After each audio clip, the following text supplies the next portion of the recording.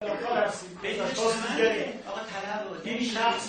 شخص بدهکار مثلا نه قابل شناسایی هست، نه قابل دسترسی هست، نه اموالی وجود داره. وزارت نمیگه آقا کارشناس رو درست کنید. ایشون شرکت خرید، ولی من برگه‌ای رو آماده کرده بودم، گذاشته بودم برای روز آخر دادگاه. یعنی نمیخواستم به این زودی الان تقدیمتون. من فقط در یکی از حساب‌های بانکی که پرینتش رو گرفتم، بردم تاییدش رو گرفتم، 22 میلیارد خورده میلیون یورو پول موجود نقد دارم که بانکش که اینو گذاشته بودم آقای کوپایه روز آخر دادگاه که همه این حرفا تموم شده، گفتم بی پوله و بی منشأ و بدبخته و اینا، بیاره بگه که آقا بفرمایید این برگه 22 میلیارد. لذا شما که دیروز به من فرمودید که این نشون بده که چجوری هست، من با این برگه 15 تا 22 تا دادم شما معرفی خواهم کرد.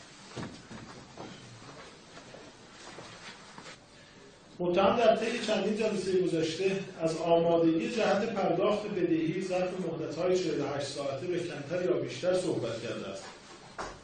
در این رابطه لازم می‌دانم به عرض دادگاه محترم برسانم هرچند که این جانب و مجموعه دادستانی و شاید حتی وزارت نفت و سایر طلبکاران و مالباختگان و کل آحاد جامعه منتظر شنیدن و قطعی شدن این خبر به اقدام خوب از طرف آقای زنجانی هستند، ولی اعلام میکنم که در طی مدت رسیدگی چندین نوبت آقای زنجانی این درخواست‌ها را مطرح نموده و درخواست مهلت و تمهید مقدمات جهت پرداخت و رد مال را داشته است. یک بار در بهار سال 93 اعلام نمود که شخصی به نام آقای رستم که از مدیران و معتمدینشون در تاجیکستان هست بیاید در ایران و با من ملاقات نماید. مسیری را طراحی و به وی آموزش میدهم که بتواند بدین طریق پول را به ایران برساند.